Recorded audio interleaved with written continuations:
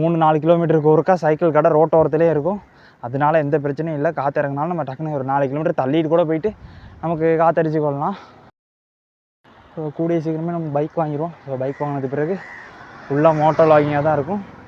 அது வரைக்கும் இப்படி சைக்கிளிங் பண்ணலாம் அப்படின்னு சொல்லி மறுபடியும் நம்ம சைக்கிள் பண்ணுறதுக்கான ஒரு வாய்ப்பு கிடைக்குமா அப்படின்னு பார்த்தோம்னா அது ஒரு கேள்விக்குறியாக தான் இருக்குது. எப்படியுமே நம்ம பைக் ஓட்டி பழகிட்டோம்னு சொன்னால் மறுபடியும் சைக்கிளுக்கு வர்றதுக்கு விரும்ப மாட்டோம், சைக்கிள் ஓடுறதுக்கு விரும்ப மாட்டோம். அனைவருக்கும் வணக்கம். ஸ்குவாட் எல்லாரும் எப்படி இருக்கீங்க? நல்லா இருக்கேன்னு நம்புறேன். இன்றைக்கி நான் எங்கே இருக்கேன்னு பார்த்தீங்கன்னா நம்ம திருவண்ணாமலை மாவட்டத்தில் குறிப்பாக நிலாவளியில் தான் இருக்கும். ஸோ இன்றைக்கி என்ன விளாக் அப்படின்னு பார்த்தீங்கன்னா, ஸோ இன்றைக்கி ஒரு ரைடு ஒன்று தான் போக போகிறோம். கிட்டத்தட்ட எத்தனை கிலோமீட்டர் பார்த்தீங்கன்னா ஒரு 20 kilometre up and down 20 kilometre போகலாம் அப்படின்னு சொல்லி ஒரு பிளான். டைம் என்னாச்சுன்னு பார்த்தீங்கன்னா காலையில் 10 மணி ஆயிடுச்சு. ஸோ 10 மணிக்கு நம்ம ரைடை ஸ்டார்ட் பண்ணுறோம். ஸோ எங்கே போக போகிறோம், என்ன பண்ண போகிறோம் அப்படிங்கிறதெல்லாம் நம்ம சைக்கிளிங் விளாகில் வந்து கண்டினியூ பண்ணுறேன். ஓகே ஸ்குவாட், வாங்க வீடியோக்குள்ளே போகலாம். அது மட்டும் இல்லாமல் சைக்கிளில் சின்ன ஒரு அப்டேட் ஒன்று பண்ணியிருக்கோம். அது என்ன அப்படிங்கிறத நம்ம சைக்கிள் ஓட்டிக்கிட்டே பேசலாம். ஓகே வாங்க வீடியோக்குள்ளே போகலாம் ஸ்குவாட்.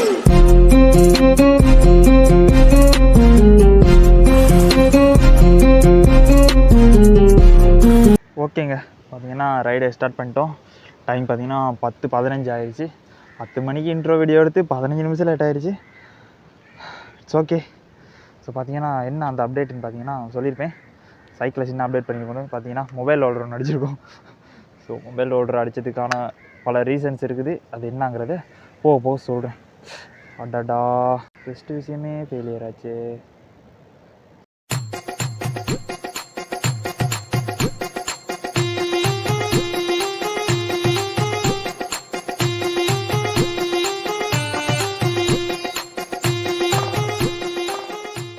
ஃபோனில் பார்த்தீங்கன்னா மைக் கனெக்டர் வந்து இந்த இடத்துல இருக்குது. ஸோ நமக்கு கிடைக்கல. மொபைல் ஹோல்டரில் ஃபோனை வைக்க முடியலை. ஒரு மாதிரி அட்ஜஸ்ட் பண்ணி வச்சுட்டேன். ஓகே, நம்ம ஸ்டார்ட் பண்ணலாம்.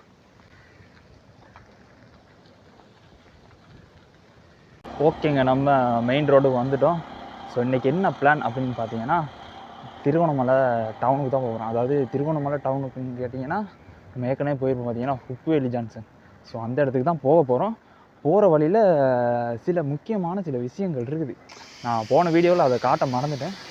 ஸோ இப்போ தான் அங்கே தேடி கண்டுபிடிச்சேன். இந்த மாதிரியாக இருக்கா அப்படின்னு சொல்லி. ஸோ அதை தான் உங்களுக்கு காட்டலாம் அப்படின்னு சொல்லி இன்றைக்கி ஒரு பிளான்.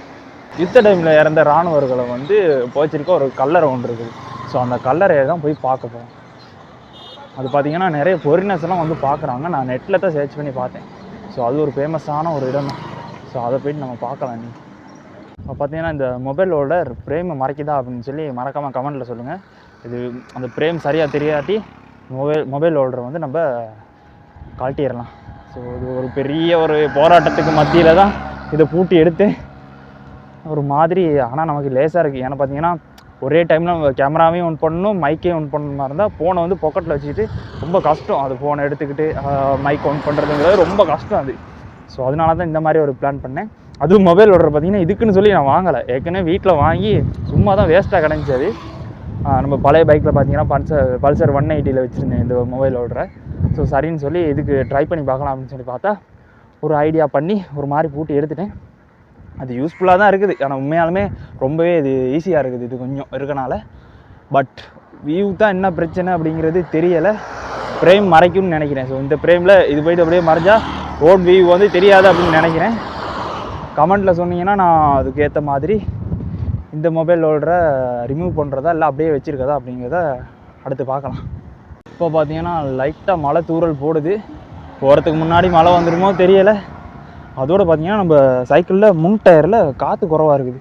ஸோ காற்று அடிக்க காற்று இறங்கிட்டே இருக்குது. பெச்சு ஒன்று இருந்துச்சு, சின்ன பெச்சு ஒன்று. அந்த பெச்சை போகிறதுக்கப்புறம் இன்னும் இறங்கிட்டு இருக்குது. அதனால் நம்பி ரொம்ப தூரம் போகிறதுங்கிறது கொஞ்சம் பயமாக தான் இருக்குது. ஒன்றும் பிரச்சனை இல்லை.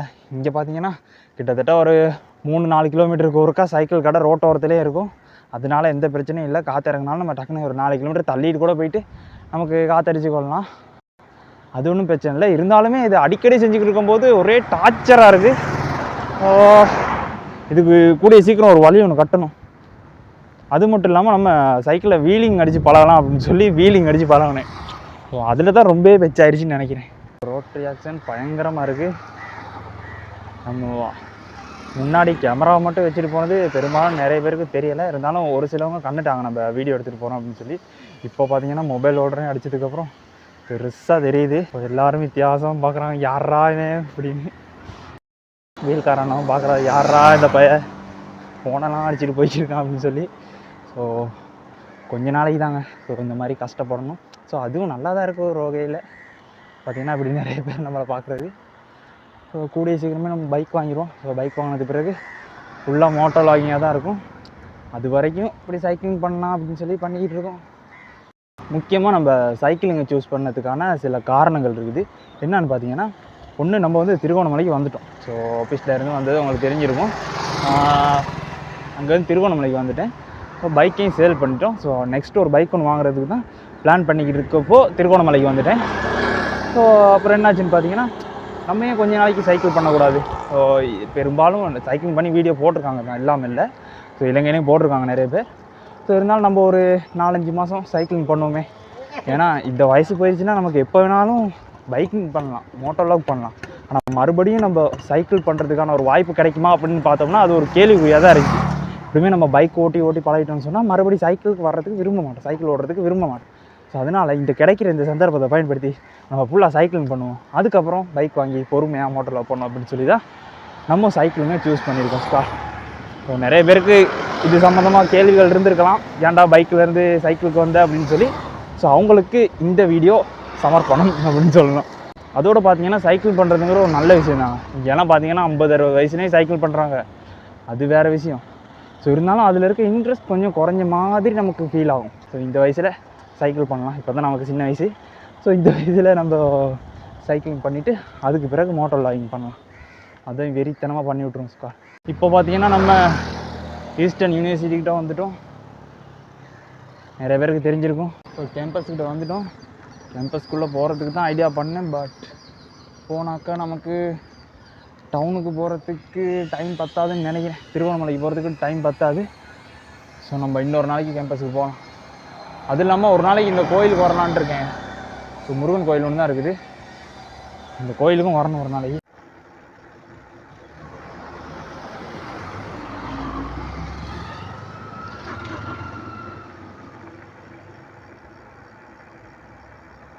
மோனிகா சா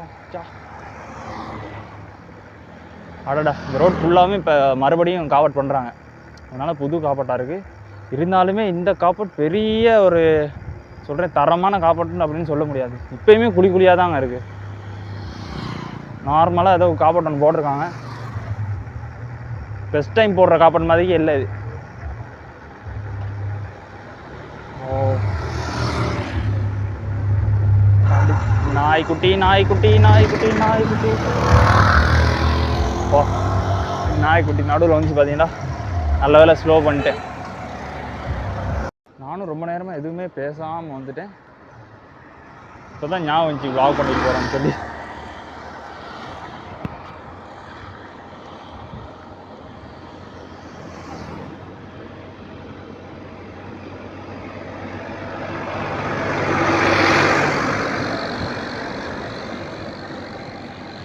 இன்னொரு 800 மீட்டர் தான் இருக்குது நம்ம அந்த இடத்துக்கு போகிறதுக்கு. ஸோ போயிட்டு கண்டினியூ பண்ணுறது ஸ்பாட். ஆரப்பாது இந்த வழியாக வர்றது. ஓகேங்க, நம்ம லொக்கேஷனுக்கு வந்துட்டோம். ஸோ உள்ளே போக முடியுமான்னு தெரியல. அநேகமாக யாரையும் உள்ளே அனுப்ப மாட்டான்னு தான் நினைக்கிறேன்.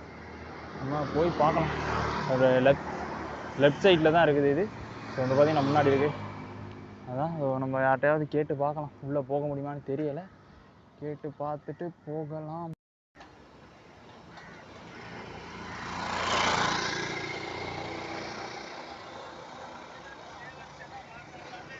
பிரதர், உள்ளே போக முடியுமான்னு தெரியலண்ணா, பார்க்குறது போகலாமா? யாருமே இல்லைங்க. நீங்கள் டிக்கெட் எதுவும் எடுக்கணுமா இல்லைண்ணா? அந்த பக்கம் போகணுண்ணா. Okay thank you. ஓகே.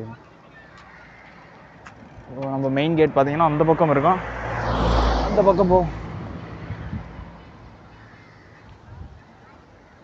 எஸ், இந்த பக்கம் தான் மெயின் கேட் இருக்கும். இப்போ யாரையும் காணமே.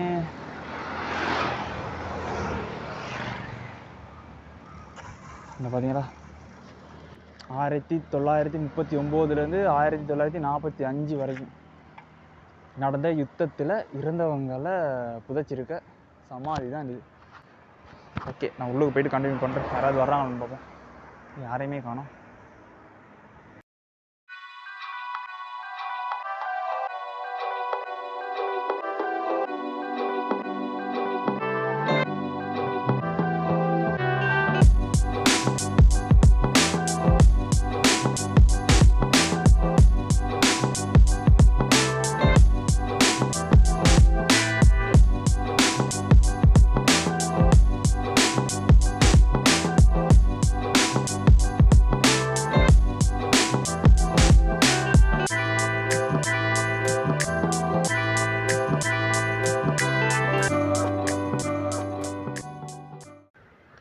ஓகே, இந்த மெயின் கேட் வழியாக தான் உள்ளே போகணும்.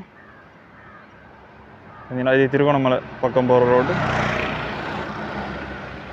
உள்ளே போய் பார்க்கலாம் ஸ்குவாட். சைக்கிளையும் இங்கே நிப்பாடி தான் போகிறேன், உள்ளே கொண்டு போகலாது. ஓகே ஸ்குவாட், நம்ம உள்ளே போய்ட்டு பார்த்துட்டு வந்தாச்சு. ஸோ இப்போ வெளியில் தான் நிற்கிறேன். இதுக்குள்ளே பார்த்தீங்கன்னா வீடியோ எடுக்கக்கூடாது அப்படின்னு சொல்லிட்டாங்க. வெளியில் இருந்து வீடியோ எடுக்கலாம். பட் உள்ளே போயிட்டு அதை கல்லறையில் பார்த்தீங்கன்னா பேரெல்லாம் எழுதியிருக்கனால அதை வீடியோ எடுக்க வேணாம் அப்படின்னு சொல்லிட்டாங்க. அவங்க வந்து இதில் ஆர்மியில் இருந்தாங்களா இல்லைனா ஏர்போஸ்ட்டில் இருந்தாங்களா அப்படின்னு சொல்லி எல்லாம் போட்டு டேட்டெல்லாம் போட்டு எல்லாம் எழுதியிருந்தது. ஸோ அதை வந்து வீடியோ எடுக்கக்கூடாது அப்படின்னு சொல்லிட்டாங்க. ஸோ அதுவும் சரியில்லை அப்படின்னு சொல்லி நானும் வீடியோ எடுக்கலை. சின்ன கிளிக் பண்ணிட்டு எடுத்தேன். அதில் பேர் தெரியாதுன்னு நினைக்கிறேன்.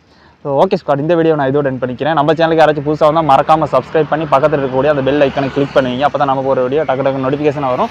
ஸோ இந்த வீடியோ பார்த்தீங்கன்னா இதோட எண்ட் பண்ணிக்கிறேன்.